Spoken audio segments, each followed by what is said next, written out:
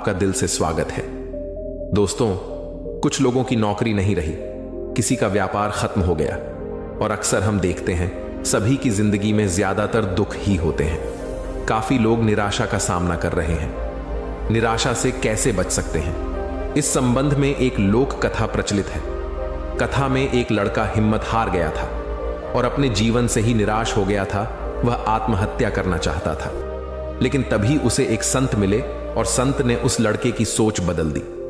जानिए कैसे दोस्तों, इस कहानी को आखिर तक जरूर सुनना। एक लड़का घर परिवार और धन संबंधी समस्याओं से लड़ते लड़ते थक गया था। उसकी उम्र ज्यादा नहीं थी, लेकिन वह रोज रोज के विवादों से तंग हो गया था। एक दिन हिम्मत हार कर वह आत्महत्या करने के लिए निकल पड़ा। चलते चलते एक जंगल में पहुंच गया। जंगल में काफी दूर चलने के बाद भी उसका मन शांत नहीं हुआ। जंगल बहुत ही घना था, वहां जंगली जानवरों का भी खतरा था।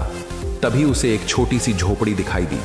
लड़के ने सोचा कि इस घने जंगल में झोपड़ी बनाकर कौन रह रहा है। अपनी जिज्ञासा शांत करने के लिए वह लड़का झोपड़ी की ओर बढ़ने लगा। झोपड़ी के पास पहुंचा तो उसे एक संत दिखाई दिए। संत ध्यान की मुद्रा में बैठे थे और उनके चेहरे पर शांति और प्रसन्नता दिखाई दे रही थी। लड़का संत के पास ही बैठ गया। संत ने लड़के को देखा तो उसका परिचय पूछा। लड़के ने कहा कि वह अपने जीवन में परेशान हो गया है और मरना चाहता है, इसीलिए इस जंगल में आया है ताकि किसी तरह से अपना जीवन खत्म कर सके। संत ने लड़के की बातें सुनी और समझ गए कि कम उम्र में मिले तनाव के कारण यह बहुत ज्यादा निराश हो गया है। उन्होंने लड़के से कहा कि तुम्हें निराशा से बचना चाहिए। समस्याएं तो आती जाती रहेंगी, समय एक सा नहीं रहता है। संत ने लड़के को समझाने के लिए एक कथा सुनानी शुरू की।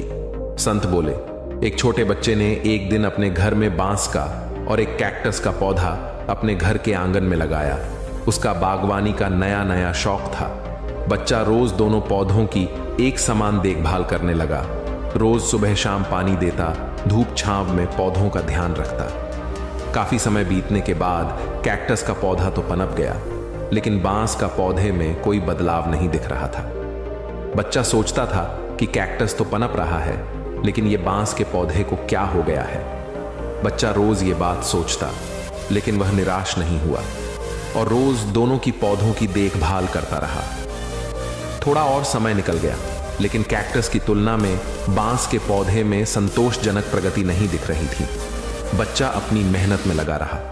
कुछ समय के बाद एक दिन बांस का पौधा पनप गया और कुछ ही दिनों में बांस का पौधा कैक्टस से भी बड़ा हो गया। संत ने उस निराश लड़के से आगे कहा कि बांस का पौधा पहले तो अपनी जड़ें मजबूत कर रहा था, इसीलिए उसे पनपने में समय लगा, लेकिन वह बच्चा भी अपनी कोशिशों में पीछे नहीं हटा, निराश नहीं हुआ।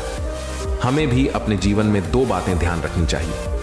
पहली बात तो यह है कि हालात कैसे भी हों, सकारात्मकता और धैर्य न छोड़ें। दूसरी बात यह है कि पहले हमें अपनी जड़ें मजबूत करनी चाहिए।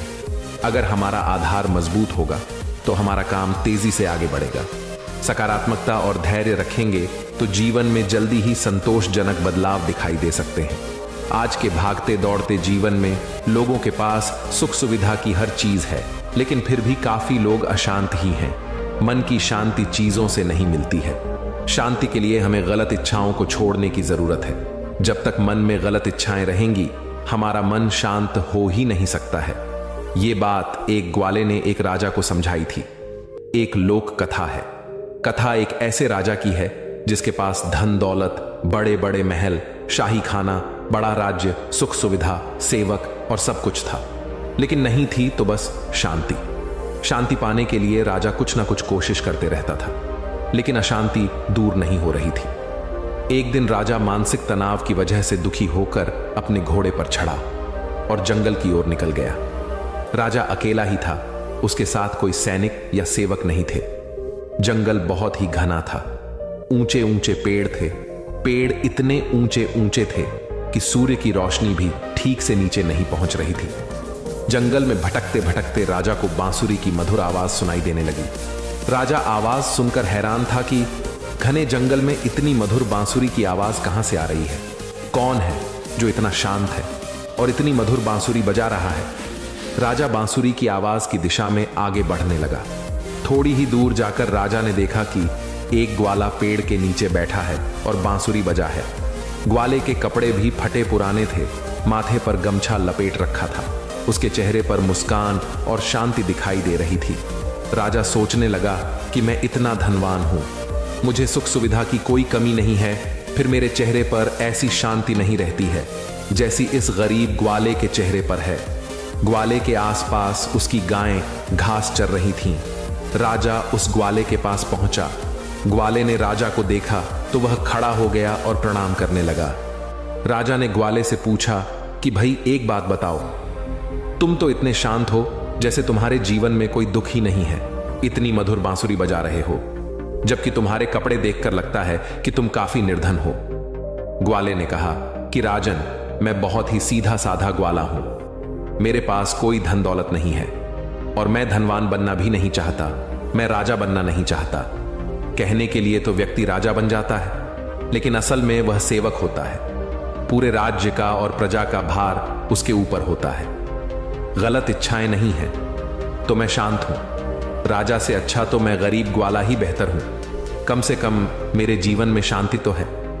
ये बातें सुनकर राजा सोच में पड़ गया। एक ग्वाला इतनी अच्छी बातें कह रहा था।